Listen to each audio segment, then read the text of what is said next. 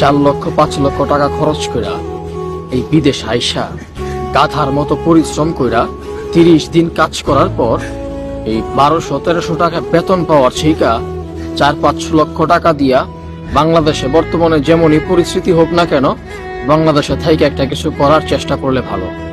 আফসোস আমরা অন্যেরটা দেখা নিজের ভবিষ্যৎ পরিকল্পনা সেট করে ফেলাই।